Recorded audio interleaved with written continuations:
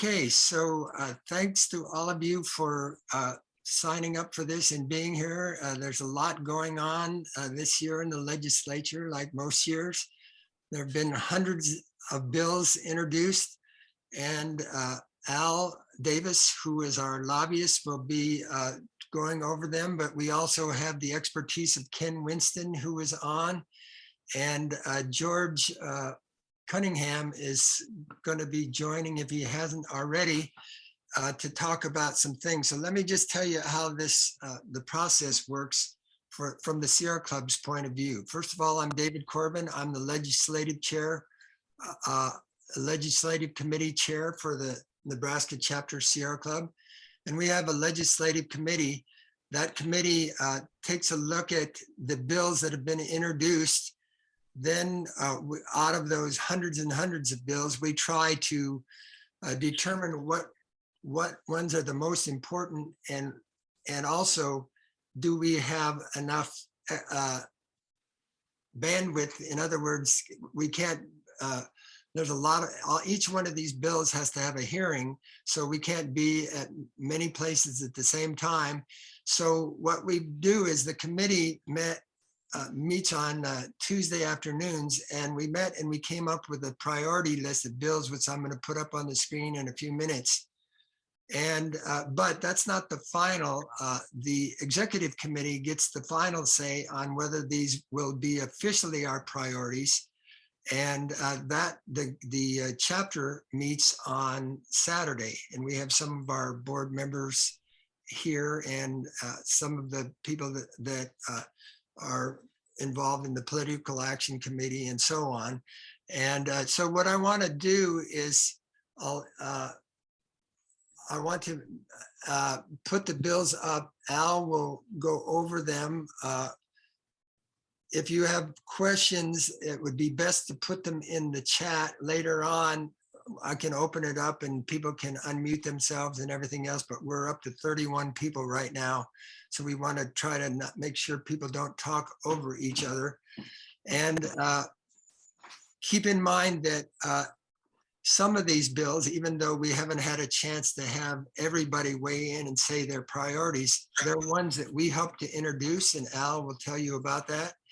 And some of them, because of time constraints, we have to act fast. So for example, Al testified today on LB 1046.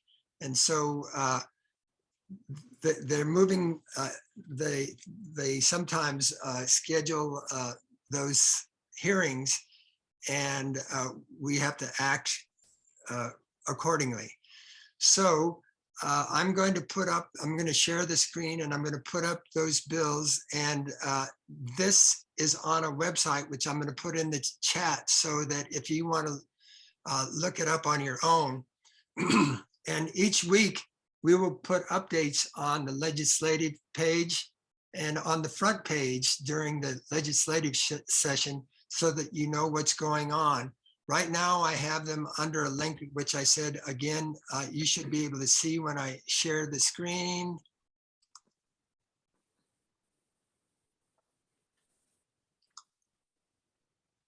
So is everyone seeing that? Is the screen shared now? Yes? Yeah, I'm seeing that.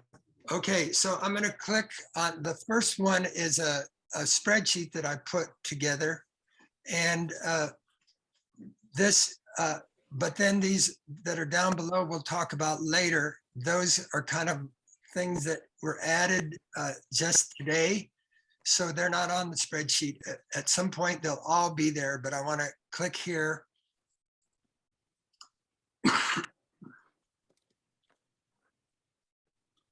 And hoping that this is going to open up. There it is. Okay, can everybody see that? No. Yep. It didn't open up. No, I'm still seeing the website. Yeah, we're looking at the website, web page. You're not looking at the actual spreadsheet? No. No. It's up above, though. I can see it on the screens where it says Legislative Bill Sierra Club. So if that's it, you just need to minimize the screen you're on, I think. You need to share that screen instead of the screen you're sharing.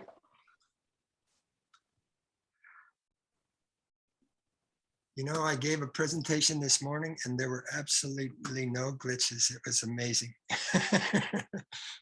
Or scroll down. Yeah, I gotta get where I can see the Zoom screen. So, I think you need to unshare this screen so you can select the one that you're looking at and then share it. yeah. I know how to do it. I just got to do it. All right, now you should be able to see it. Yes? Yes. Now Okay. we see. Okay, it's just that there's too many windows open here. Okay, so the way this works is it has the bill numbers here, and then some of them, the ones that are in yellow were also added before the legislative committee made a recommendation.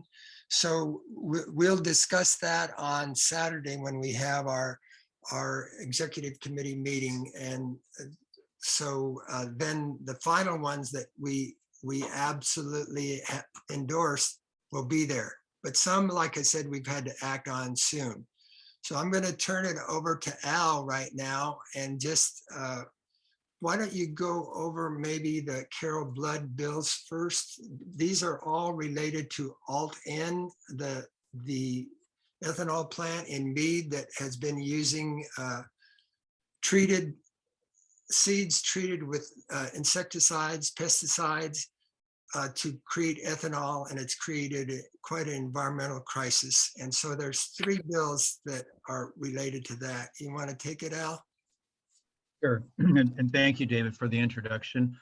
I'm assuming everybody understands how the process works, but if you've got any questions, just ask me at the end.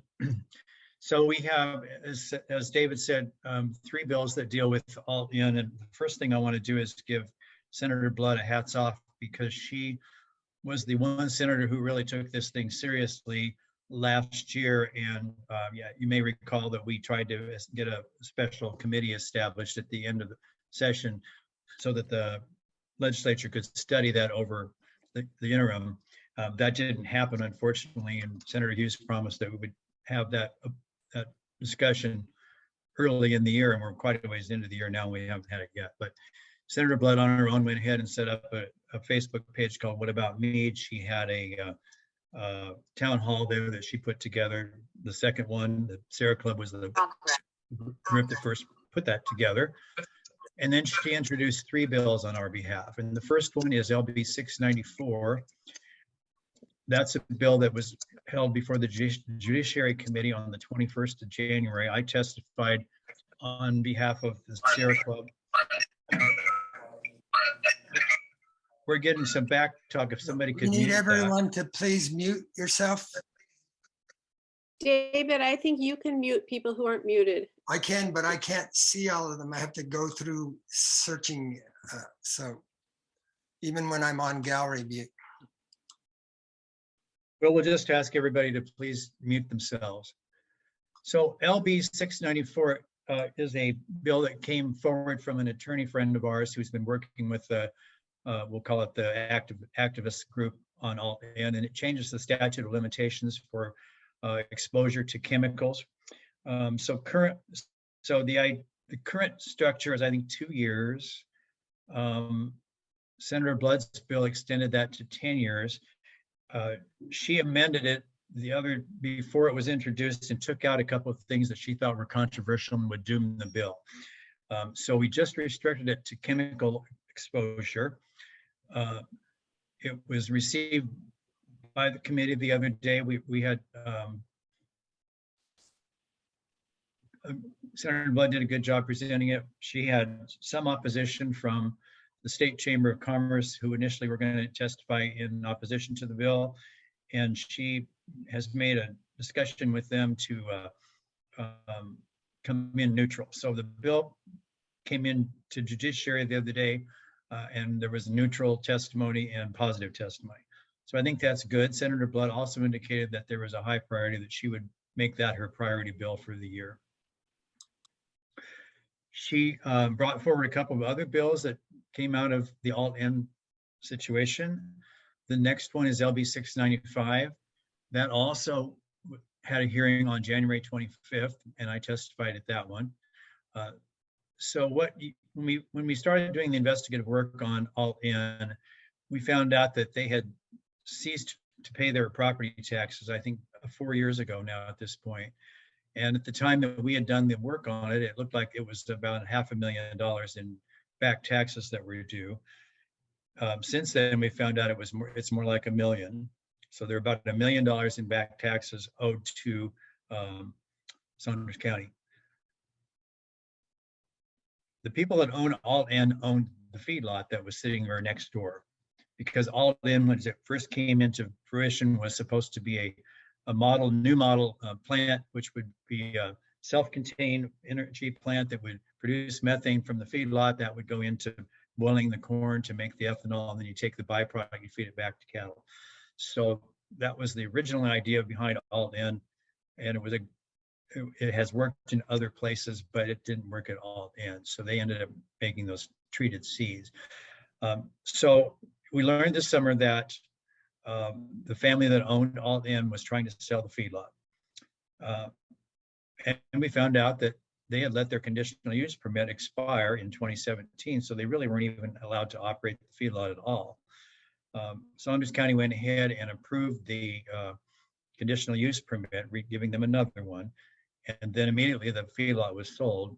My feeling on this feedlot sale is that the family that owns the alt-N facility knew that what they were dealing with there was a dead horse, and they would try to walk out of there with as much capital as they could. So that bill of Senator Blood's then makes it inappropriate or illegal for a conditional use permit to be issued to an entity that has outstanding back taxes. The other bill that Senator Blood has put forward is an appropriations bill, which provides $10 million for long-range funding for UNMC to do a health analysis and the research necessary to assess the damages and the long-term probabilities and possibilities to human health and to animals at the alt-N site. My feeling again about alt-N is that probably it's going to be the poster child for an effort in the United States to really reconsider neonicotinoid usage, which is used all over the country in cornfields. It's banned in, I think, 13 countries worldwide, and several states are looking at doing something like that. But the study work done at alt-N is going to demonstrate how long the toxicity remains in the air and et cetera. So those are the three bills that Senator Blood put forward. And then David, you want me to just start down through the list from there? And the bill that you just described is LB 1048. Yes, thank you, Ken.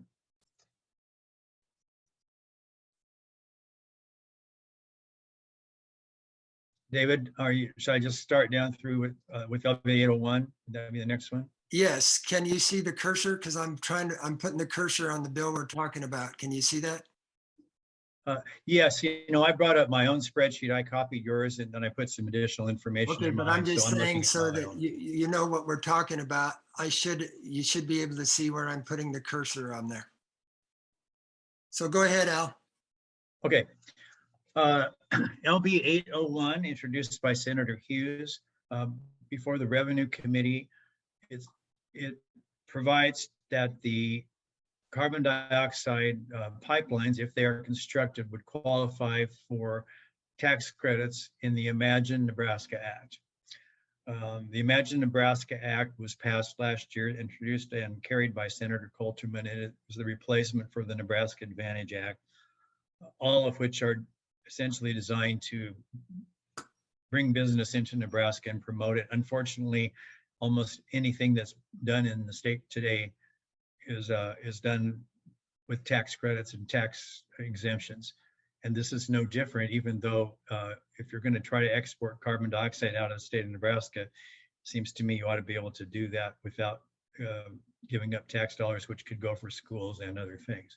So the position of the Sierra Club on that bill is to oppose it.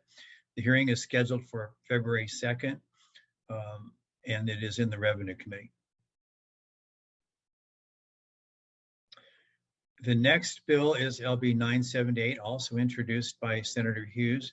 It was referenced to the Natural Resources Committee, and the hearing was held yesterday on the 26th of January. The Sierra Club opposes that bill, and I believe George, if George Cunningham's on this call tonight, he could talk to you a little bit about that bill, because I think George was there yesterday. I had other things going on. George, are you on? Yeah, yeah, I am. Can you hear me out? Yes. Yeah, so I testified yesterday on behalf of the Sierra Club as well as the Nebraska Wildlife Federation. This is a little bit nuanced, but what this permit does is it is part of the process for the state of Nebraska to assume 404 permitting that is currently done by the Corps of Engineers. There is a way under the Clean Water Act that states can assume this responsibility. It's a long, drawn out and expensive process. But the first step to that is changing our rules so that the Department of the Energy and Environment can do this. The problem with this bill is that it only covers a permitting system for waters of the United States. It does not create a permitting system for waters of the state. And the waters of the state is a much more expansive definition of aquatic resources than waters of the US. As probably many of you know, this has been in litigation. What does navigable waters mean? Every time there's a new administration, there's a new rule. And then there are 2 court cases before the Supreme Court that will be cited over the next couple of years that could dramatically decrease protections for waters of the US. So I explained this to members of the committee. They didn't seem to understand this. And at the end of the hearing, Hughes gets up and says, "Oh no, it'll be covered because the state has, authority to do that." Yes, the state has authority to do that, but because of the way the statute is worded, where it uses the word may rather than shall, the state could conceivably assume responsibility for 404 permitting, but not have a permitting system for waters of the state. And 60 to 65% of the waters in the state would not be covered under this permitting process. So that's the short of it. That's the long of it, George. No, it's much more complicated than that. Yeah, when you read the bill, that you don't understand all the nuances that go into that one. So I'm very glad you explained it. Yeah, just so everybody knows, George Cunningham is the conservation chair for the chapter. And so a lot of those conservation water issues he'll be talking about. Thank you. Yep. You ready to move on? Sure. LB 1013 was a bill introduced by Speaker Hilgers at the request of the governor. It went before the Appropriations Committee, and the hearing was held on the 24th of January.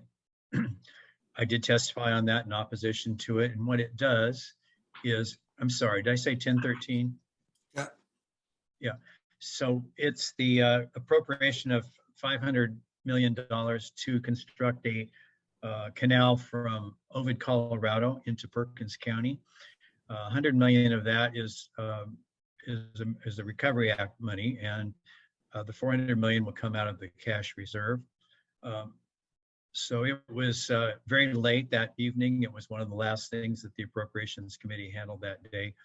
And I was the only person that testified in opposition to that particular part of it. But there was a lot of skepticism on the part of the Appropriations Committee members about the feasibility of it, or whether it was even possible. As you can probably imagine, the ARPA funds are supposed to be expended within 5 years. And it's hard for me to imagine that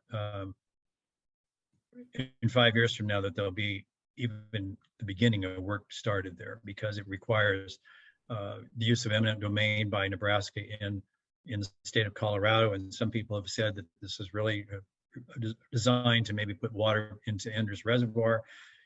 That's on the Republican basin, so that's a basin diversion issue, and that would not be something that Nebraska and Colorado would settle on their own. That would end up going through the court system. So I think we're a long way off from seeing anything happen to that, but that's that was our position, was in opposition to that The bill. World Herald editorial today spoke against it. LB 1015. Next, related. Go ahead. Go ahead, David. No, I was just saying this is related. Ken, do you want to speak to this one? 1015, Perkins County. Sure. Well, all these bills are related. 1013 would appropriate $100 million. 1013 would appropriate $400 million. 1014 would appropriate $100 million of ARPA funds, and then 1015 is the bill that provides the language defining what the Perkins Canal project would be, including the language about the use of eminent domain. And as David just indicated, and Al just indicated, that this is very likely to end up in litigation, and I can't imagine that this is going to be that they would be able to get this carried out within the 5-year time period. So and frankly, there's lots of questions about whether this is even feasible. So it's highly questionable and a poor use of this amount of resources. Thank you.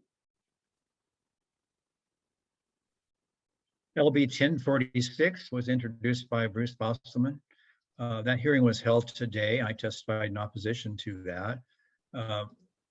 The bill is a radical overhaul of the electoral process for NPPD and OPPD. Currently, those boards are elected by the ballot. This bill will restrict in the NPPD regions. There are 11 directors. This bill will bring those down to 4. In the OPPD area, there are 8 directors, and this will bring them down to 4. And then it gives the governor the authority to appoint 5 other members to OPPD and 5 other members to NPPD. So what that will tell you is that the appointed members will be able to outvote the elected ones. And then the other part of it is it certifies that the CEO of the 2 companies will be appointed by the governor at his express pleasure.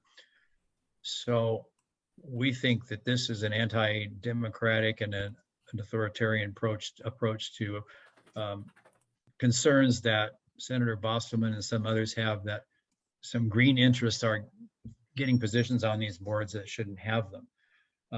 I learned at the end of the meeting that there were 89 letters in opposition to the bill, no letters in support, no supporting testimony from anyone, several opposing testifiers, including the CEOs of NPPD and OPPD.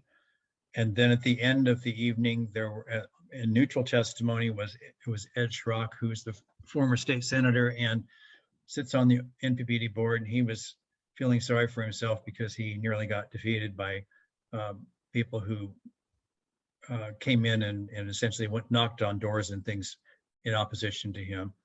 And then the other gentleman who was there was representing the generation and transmission entities who are very pro-coal and we're working to unseat people who are friendly to renewables on those boards.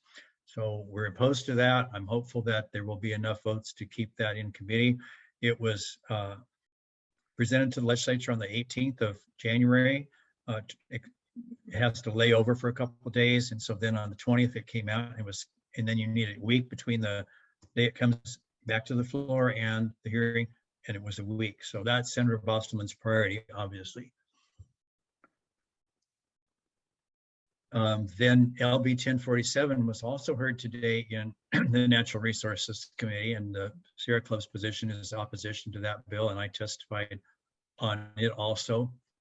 It adds the word reliable to the statute as it concerns public power and requires a plan for a need of reliability. This is all coming about because Senator Bosselman and others are not really supportive of renewable energy. They think that it's a waste of resources, and it is making it more costly for the public power to operate because they are consuming. So the power that they purchase comes in and goes through the Southwest Power Pool. It's the least expensive power. It always comes in first, but the power companies need to maintain a certain amount of base load. So the objective here is to essentially force a lot more redundancy in MPPD and OPPD to meet the needs, and those needs were demonstrated by the outages last February. The CEOs of the companies and the people that testified today assured them that green energy was not the problem, but they're quite convinced that it is.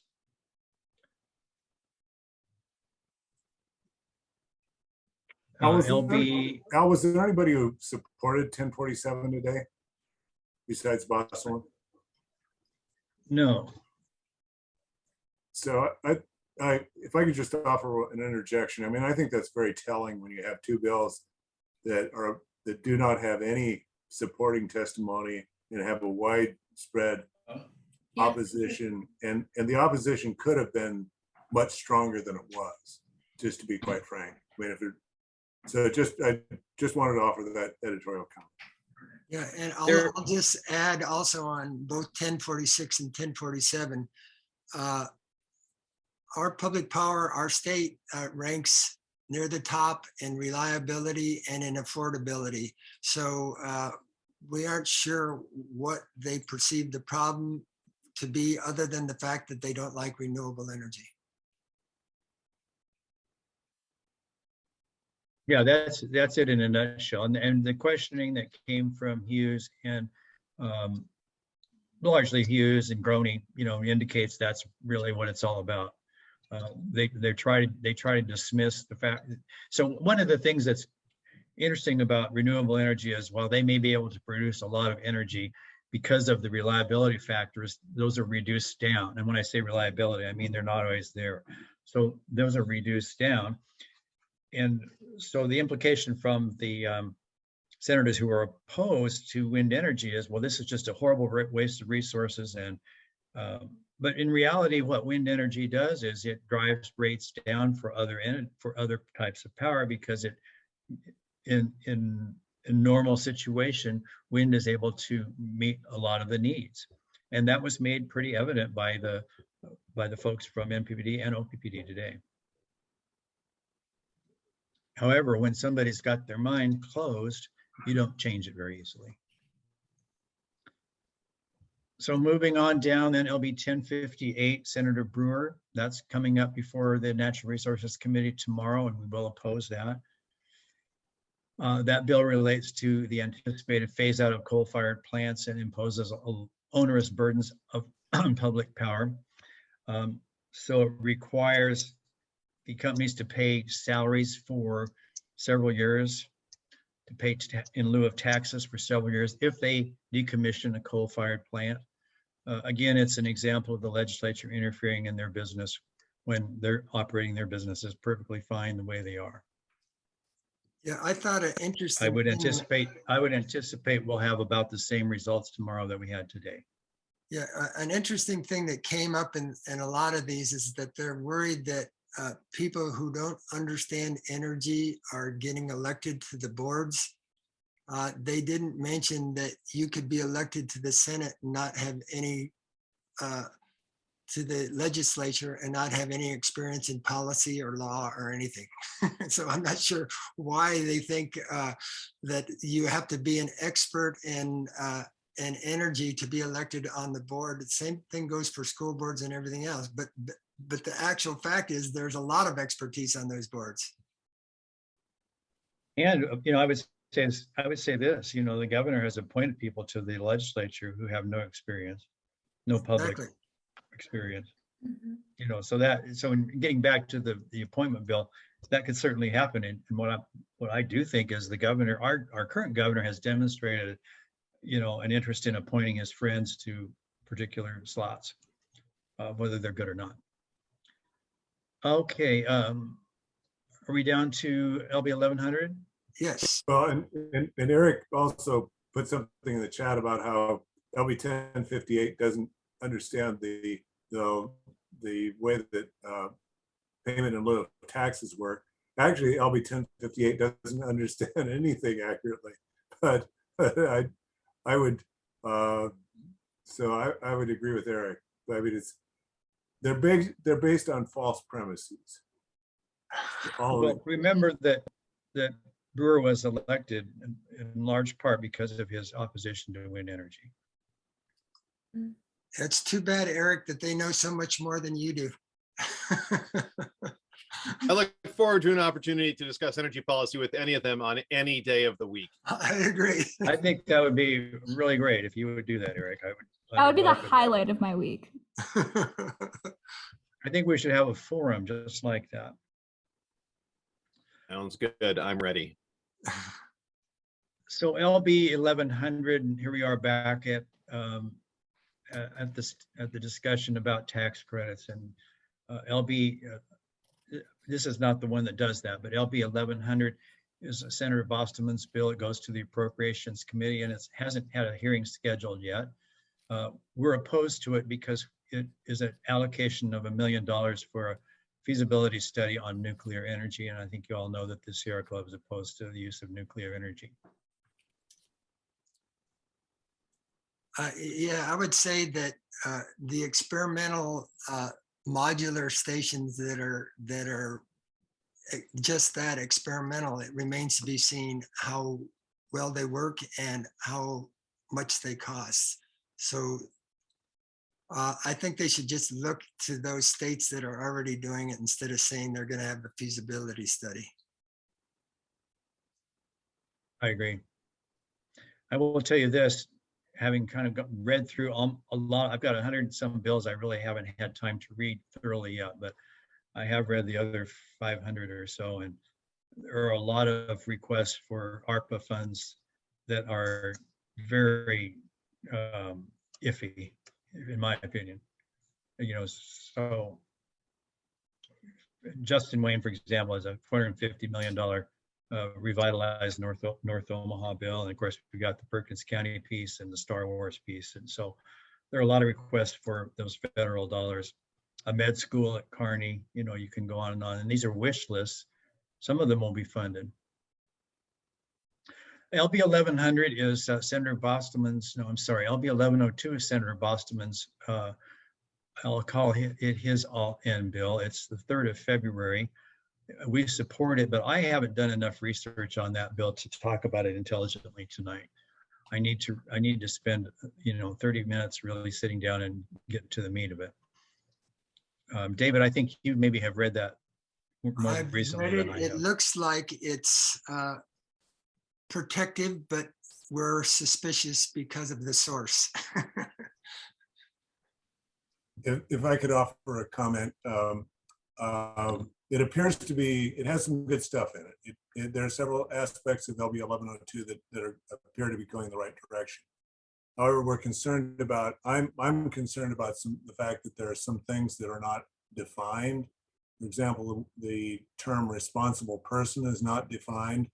And so we want to make sure that that if we do make some changes to the law, that it really makes sure that the people who have caused the problems are held responsible for them. And also want to make the other thing that I also want to do, I'm actually having my law clerk do this, is to do an analysis of what is currently the kinds of enforcement actions that can be carried out under current law versus what this new bill would provide. So overall, just in a nutshell, this is a step in the right direction, but it shouldn't be construed as being that the Department of Environment and Energy was powerless to take action against Alden because they clearly had the authority to do a lot of things that they did not do.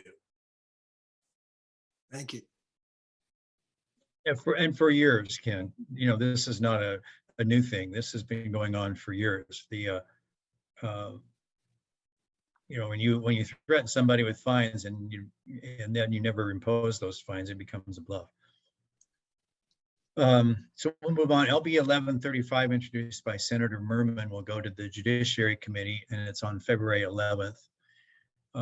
Sierra Club position is opposed to that. What this bill does is if they kill perpetual easements bill and kill easements, it provides that a county has veto power over the approval of a perpetual easement or of an easement, revokes the perpetual easements and provides property tax requirements. So if you have an easement, you're still going to have to pay your taxes. This has been a sore issue for people in Clay County for some years. They've been complaining about this for many, many years. And you heard me talk a little bit earlier, those of you who were on the call or before we got going, that this has been an issue that has recently come into the Farm Bureau policy book through a couple of folks from Western Nebraska who have been on this case for years. The argument they always put forward is, well, we don't know what's going to happen in 100 years to a piece of ground. So it's terrible to tie it up perpetually. And my answer to that is, well, every time a farm field is converted to residential property, I don't think it's ever going to go back to farm field. They don't seem to pay attention to that argument, but I'm sure you all see the irony of that. So we got a 99-year easement. That's the maximum that you can enact under this bill. And I think it'd be very damaging for, some of the national groups that have come in and tried to work with landowners here. There are several landowners that have operated on ranches or farms that have perpetual easements on them. And often what that does is it makes it affordable for a young couple to come in and get started in the business. A business that's so capital intensive, I think the average age of a farmer or rancher today is around 60. George wants to add something. I want to make a comment on it. I'm on the Nebraska Land Trust Board, and this is one that's particular thorn in our side. It figures it's directed towards some of our activities. The trust board, one of our employees did a big effort of comparing equivalent lands in Western Nebraska that had easements and land that didn't have easements, and compare the taxes. There's no difference. There is no difference. They both pay the same tax. So that's a big myth right there. Now, I think most of the other, you're talking about was a Clay County that it was, I think it's a Fish and Wildlife Service. George may know a bit more about it than I do on that, but they're paying in lieu of taxes. So just a lot of that stuff is just flat out myths out there. And I just put it on my Facebook if anybody wants to see it. Land Trust and several other people put together a 15-minute video about people who have easements and what benefits they saw from them. And they pointed out, Dave, was that it has made several young ranchers, by having bought an easement, their easement to them allowed them to go ahead and ranch where they couldn't have been able to afford it in the past. And so there's, just miss more myths about it. George, you want to add something? Yeah, I mean, the Sierra Club has been working with a coalition of groups that have done two things. We contracted somebody to produce the video that Glenn is referring to, and that's going to be shared at our board meeting on Saturday. Also, we were part of a group that commissioned a poll on agriculture and conservation easements in the state of Nebraska. And there is an overwhelming support for such things in the state of Nebraska. This particular bill is troubling from a whole set of reasons that have been mentioned before. One of the things that it does is that it could actually tax the value of the easement. So you could get an easement and then go around, then the county can come back and then double tax you on the value of the easement. This is really a takings issue that's going to be hammered hard. This is essentially removing a landowner's right to dictate economic terms of the use of their property. So the bill is poorly written, and I can't wait for Senator Lathrop to have a really good time with the introducer of this bill at the hearing, because I think he's going to wind up embarrassing him. So yeah, there's a bunch of us that are against this and will continue to fight it. So 1255. Okay, 1255 is introduced by Senator Bostar, goes before the Appropriations Committee. Hearing hasn't been scheduled yet. None of these ARPA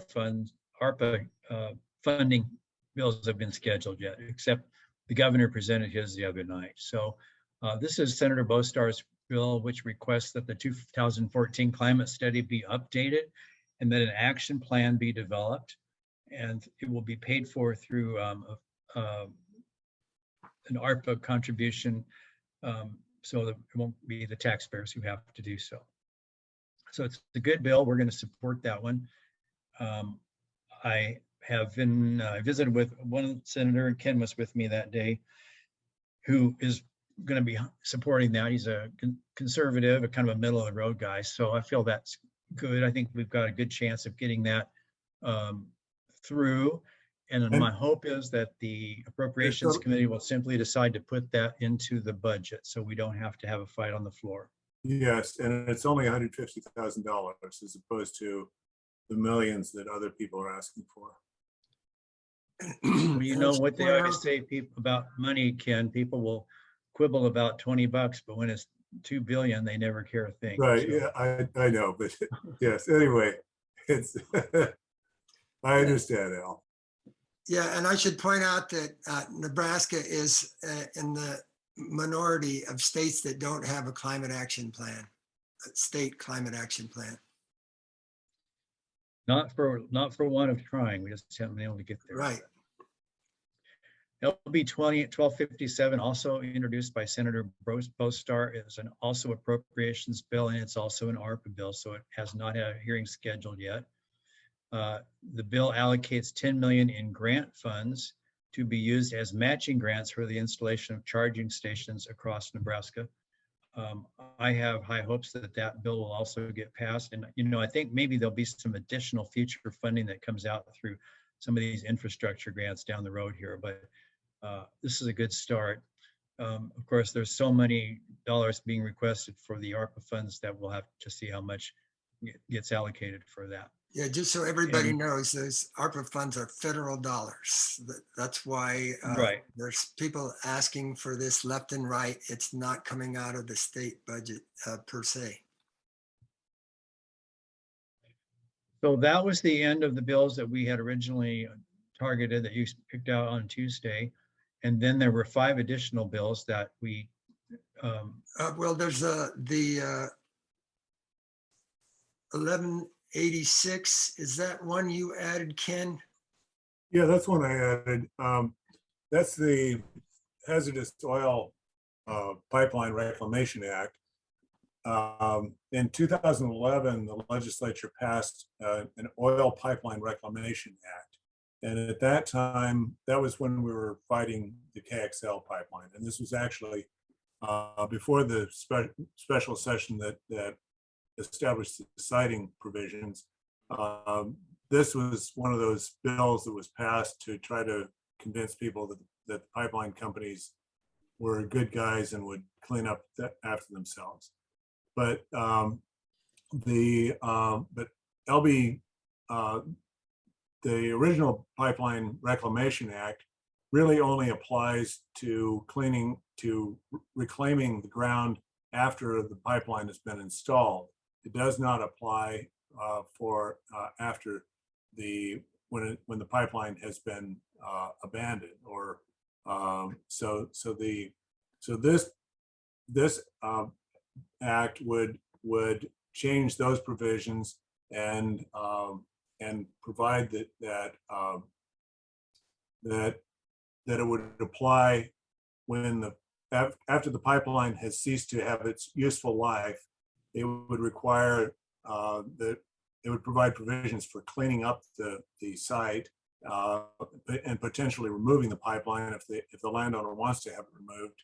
It would also provide for a fund for so that the pipeline operators would have to pay into the fund at the end of the pipeline's useful life, so that there would be money to clean it up when the pipeline's no longer in use. And then the final aspect of LB 1186 is that the original act only applied to oil pipelines. And this would also apply to hazardous liquid pipelines. Particularly, there's discussion of building a CO2 pipeline across the state, or several CO2 pipelines. And CO2 pipelines, it's the CO2 is shipped in liquid form, which means it's at a very cold temperature and under very high pressure. And actually, Bold, Nebraska, I'm doing some work for Bold, Nebraska in this regard, and they are providing information about the hazards of CO2 pipelines. So this is a bill. Once this bill will go to the Natural Resources Committee, and it has not been scheduled for hearing yet. Yeah, and the interesting thing when we were talking about the easements being too long, remember when they were trying to put the Keystone XL pipeline, that was in perpetuity. Yes, those easements, pipeline easements are in perpetuity. And that's another thing we'd like to see about getting that's another provision of this bill that allows hopefully the landowner to get their property back after the end of the useful life of the pipeline. And then I'm back to the webpage. First of all, I want to just point out that on that spreadsheet, there is a link to each bill. So if you want to actually read the entire bill, you can do that without having to go to the legislative page. But the Nebraska legislative page is quite good. I saw one of the questions was about how do we know when these are going to be for a hearing. You can look at the hearings on the state legislative, just do a Google search for Nebraska legislature, and then it'll have a link there for when the hearings are. But we're also going to be saying, as I said at the top of this, we'll be having a weekly report that we will be putting on our website. And that weekly report will let you know what bills are going to be discussed the next week, the bills that we're watching, obviously not all the bills. And so that's another way to keep informed about what's happening. And then these last four are ones that George has been following, George Cunningham. And so there's a whole bunch of reasons of why today was a busy day, but the best I could do instead of getting everything on the same spreadsheet was to just add them there with the links. But George, I'm going to turn it over to you for these last four.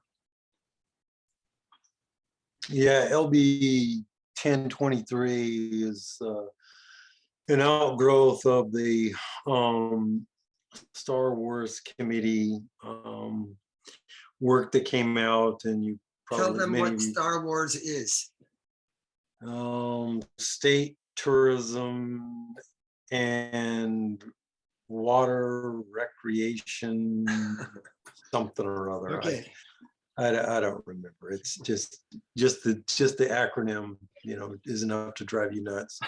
But out of that growth was the brilliant idea of building a lake on the lower part of the Platte River that actually wouldn't involve damming the river. They would go and excavate in the floodplain this big, huge lake, which, makes absolutely no sense whatsoever. So what this does is it sets up the ability to do this and go after funds to do it, the ARPA funds or infrastructure funds at the federal level. This has a whole host of bad environmental consequences to it. So we're opposing such a measure. So Right, and I should point out on the chat, I was talking about, are there rules about how to use the ARPA funds? And the answer is yes, but how different people interpret them are two different things. So just wanted to make sure. I mean, water is a big part of the ARPA funds, and so that's actually in there. Some of the other things, it's debatable whether they fit the requirements. yeah, the feds have produced several documents that explain how the funds can be used. It's a meaty bit of material to get through. So, but we're of course have no opposition whatsoever to using those funds for drinking water and wastewater infrastructure developments that need to be done. There's a whole host of things that can be done with this money that would benefit people across the state of Nebraska, would benefit those who traditionally have been left out of these kinds of beneficial activities. And that's what we're promoting, rather than these nonsense things like a lake next to the Platte River that would benefit a bunch of rich white folks. So LB 12. George, Yeah. Can I jump in here for a minute? Sure. Also, there are developments within that bill at McConaughey and up on the at Lewis and Clark Lake. But the reason I wanted to jump in on that, when I talked about the Perkins Canal at the Appropriations Committee, I also testified in opposition to this that night. So that's on record. But Senator McDonald has prioritized this bill. So it definitely is going to, well, I think it's going to go anyway, but it will be on the floor at some point. Yeah, one of the other things they want to do is with this is they want to greatly expand the entrance to Lake McConaughey, add new facilities there. They already have a problem with not being able to handle the number of people that use the facility now at Lake McConaughey, and this would just bring in more people. The other one is to build a marina at Lewis and Clark Lake. Somehow it escaped them that Lewis and Clark Lake is filling in, and by 2075, 3/4 of the storage volume will have been lost to this lake. So why would you spend money building a big marina in a lake that's filling in is beyond me. So so yeah, it's strange. The 1262 is going to take a little more work to figure out, but the skeptic in me thinks this is linked to the lake development project up here. It could be that the sponsor is, truly interested in bringing various different recreational facilities to the lakes in his district. And this is from Superior to McCook. So there are a number of reservoirs out there that they could do that. But I have a sneaky suspicion it might be related to the lower Platte, but we need to have a little conversation with the sponsor. So, but at this point, we're opposing it. It would be a good thing if it, if it wasn't what I suspect it is. But it would use $8 million to put in a bunch of facilities for, kayak and outdoor recreational opportunities around reservoirs that are a pretty good size. And if this was just used for existing reservoirs, we wouldn't have a problem with it. But there's an unknown here of what this is really about. So LB 813, regarding the development improvements along national rails. We support this. There is a National Rails to Trails Association that has developed a map across the country. So it's a trail that's being developed that would traverse across the country. And the Cowboy Trail here in Nebraska is part of that, but we have spots in there that have not been finished. The trail also would then go down from Norfolk down to Brainerd, down into eventually down into Lincoln, and then hook up with Omaha. So there are spots in there that need rehabilitation and spots that need to be acquired. And so we think this is a good use of those funds that would link up this national trail and provide a lot of recreational opportunity for the folks in Nebraska. So, And the LBL 813 is going to be heard next Tuesday. yeah. And then LB 711 change provisions related to the sale of educational land. This is the Educational Board of Lands in Nebraska. For those of you who don't know, we have a lot of school lands in the state of Nebraska, particularly in the Sandhills and further west. Those lands occasionally are sold, but rarely. What this bill would do would allow for much greater sale of these properties, but the condition is that the lands would have to be developed. Well, the bill has no definition of what develop means. And pretty much this would mean conversion of these lands for corn and soybean production, we think. Many of these lands, but not all, are in their natural vegetative state. So they're in Sandhills Prairie, they're in shortgrass prairie systems. And to do something like this would, lead to conversion of grasslands in our state, and this is the most imperiled ecosystem on the planet, actually. So we're opposed to this particular change to the educational school lands. Thank you, George. And Clyde, are you still on? I'm not seeing everybody now, but could you just tell about the, Clyde is the chair of the Transportation Committee as well as our treasurer. Just tell him about the letter you wrote, support letter.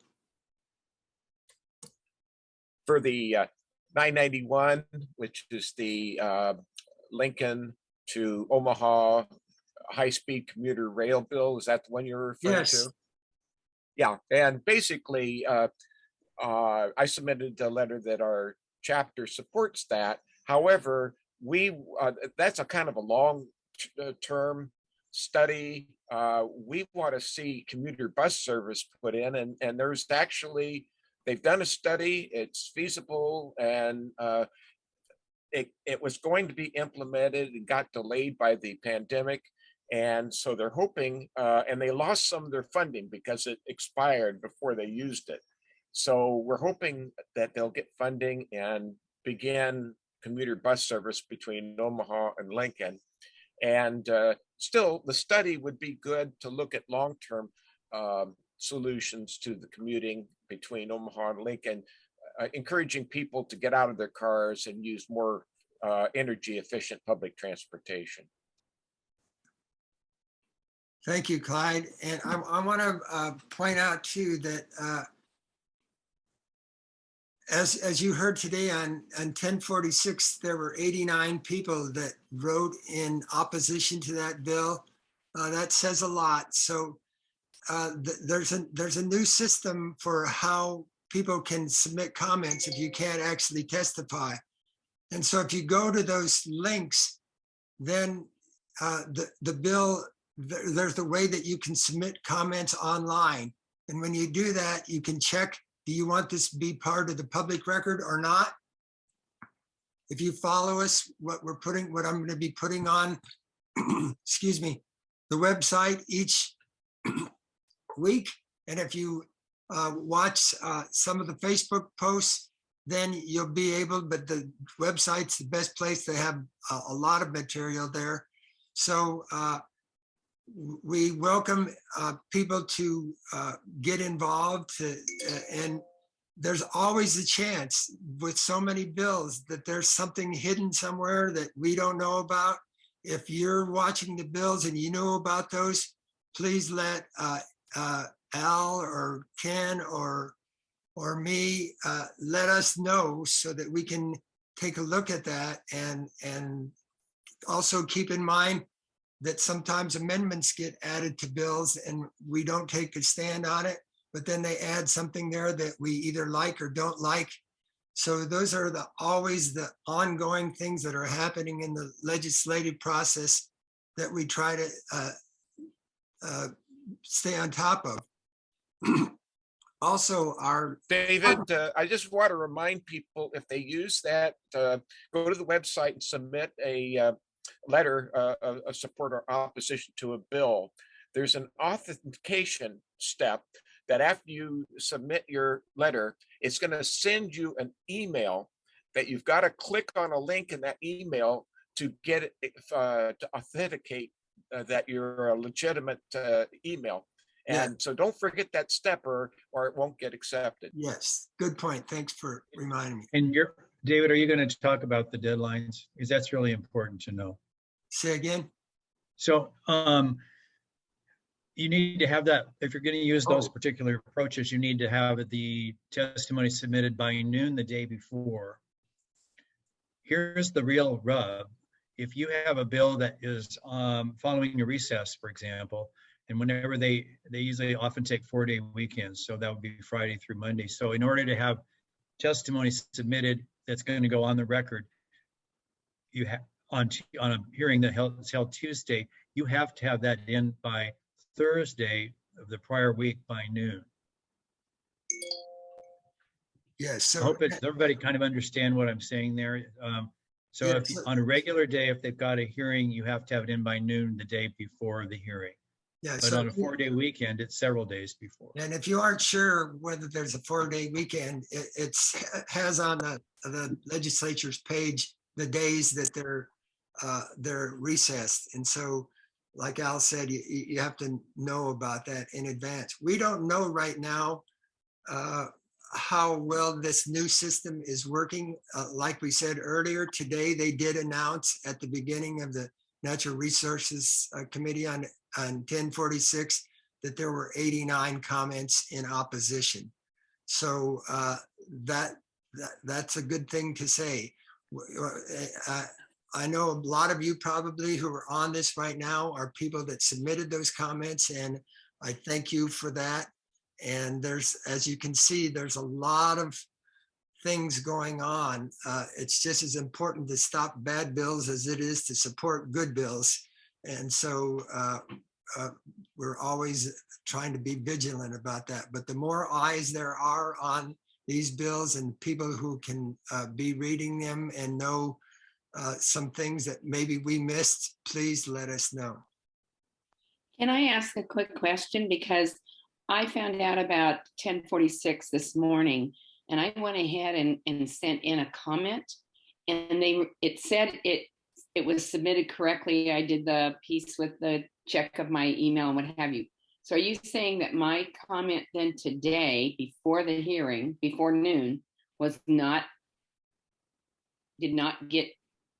It probably goes to the senators, but it's not going to be a part of the official record, as I understand. It's pretty confusing. There's guidelines on basically the first page of the legislative site, but then when you get to the bill, there are other guidelines there. And honestly, it's about as clear as mud to me, but it does clearly call for a submission by noon the day before.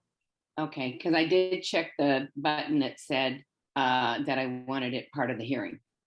Did you get an email back from them? Yep.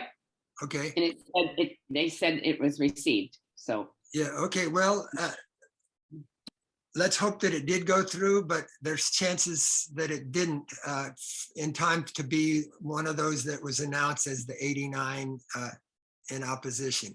So since this is new, we aren't exactly sure how well it's working and what's being done with them, but we do know that they announced that today. There's a question in the else chat have about any- LB. There's a question in the chat about LB 944. And I just looked that up. It was referenced to revenue, but it hasn't been scheduled for hearing yet. I don't know much about the bill. I haven't read it. I guess I've read it, but I don't remember the details of it. It's about taxation factors based upon carbon intensity and it's unclear exactly how it would work to me. So, and actually, I think there's some question about whether carbon intensity factor would be the appropriate way to measure it, or carbon emissions. And I guess I would yield to somebody like Eric on that question. Yeah, I talked to McAllister's staff about it, and they didn't understand the difference between carbon intensity and carbon emissions. But it seemed like the main priority was to eliminate the sales tax on electricity. But since it had a carbon connection, I thought maybe Sierra Club would be tracking it. Yeah, I mean, my summary would be that it is something tied to carbon, which will be seen as an environmental or climate change related piece, and it's not going to go anywhere. I don't know. McAllister didn't say he was going to make that his priority bill to anyone, did he? No. So, I mean, short version, that's the end of it. Anybody else with questions?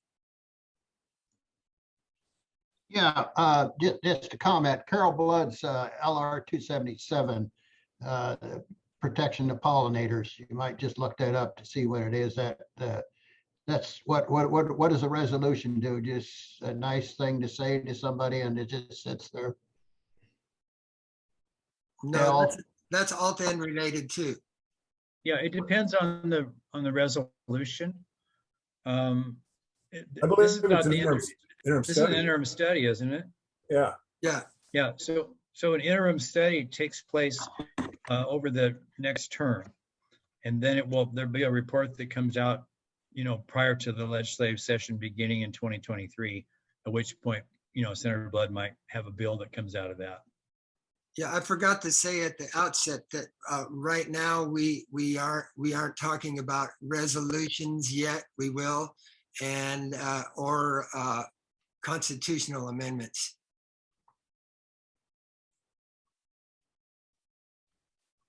I want to just double down on what was said earlier. The input of the people is very valuable to the senators, and I can't emphasize how important that is. And for example, Also, if you have friends that aren't on this, like I said, we're recording this. We can let people take a look at it. That way, if there's one particular bill that you were interested in, you can just zip through and remind yourself what that was about as the discussion. I know it's a lot to do, but remember, we're trying to distill hundreds and hundreds of bills, and our lobbyist is not a full-time lobbyist, it's a part-time position. And so we're doing the best with the amount of money and time that we have. I guess I could always put in a plug for, you can always, if you aren't a member of the Sierra Club, to join. And if you want to contribute, that's a good thing. It's on our webpage too. Can I throw in another comment kind of related to the fact that how much value there is to people putting in their comments? I know there are so many environmental bills, and we all only have so much in bandwidth, but there are also bills in the legislature that deal with how our democracy functions at the state level and even at the local level. And I guess I'd encourage you to pay some attention to those. I'm very concerned that if we become even more partisan and more gridlocked and so forth in the Nebraska legislature and in other levels of government, that what's going to get left behind are going to be things that protect the environment, reduce carbon, so forth. So I just want to put in a plug for that. No, I agree. If you And can pay attention. I agree. We had some of those on there. Again, it's a matter of how much, but many of us also worked with other groups like Appleseed or ACLU and other organizations that are really on top of those. And so we obviously from the environmental justice, social justice are interested in those, but we can't do all of it. So we try to work with organizations, well, League of Women Voters too, which testified very, a nice testimony that they gave on 1046 today about democracy. And so, yes, we do keep in touch with a lot of those organizations, but we can't do it all. So we're trying to, we try to support those groups that are doing the things that we can't. But thank you. Yeah, David, and I didn't mean to suggest that was the Sierra Club thing, because you're right. You got to stay in your lane. But personally, folks, if you've got time for a few more bills, or you've got time to pay attention to one of the groups David mentioned, or Civic Nebraska, something like that, I guess I'll encourage you to do that, because these things go hand in hand, I think. So thank you, David.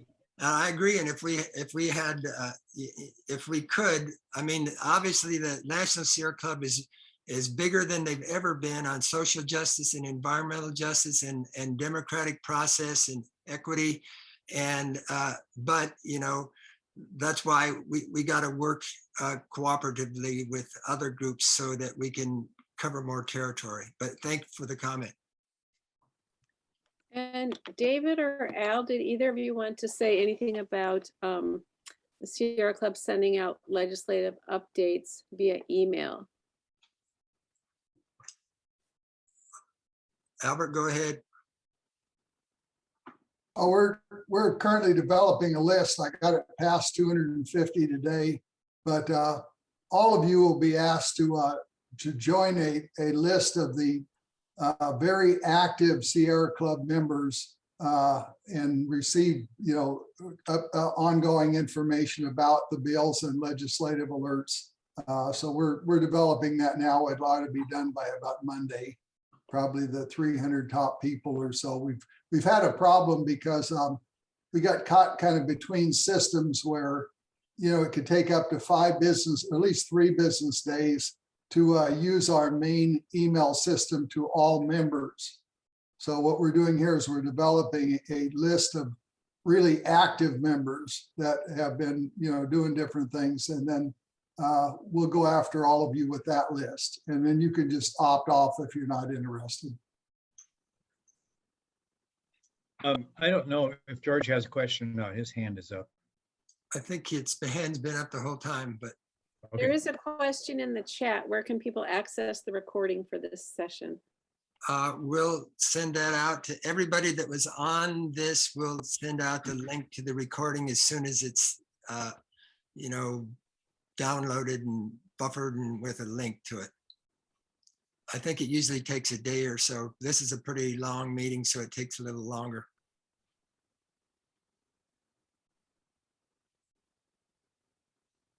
Any other questions?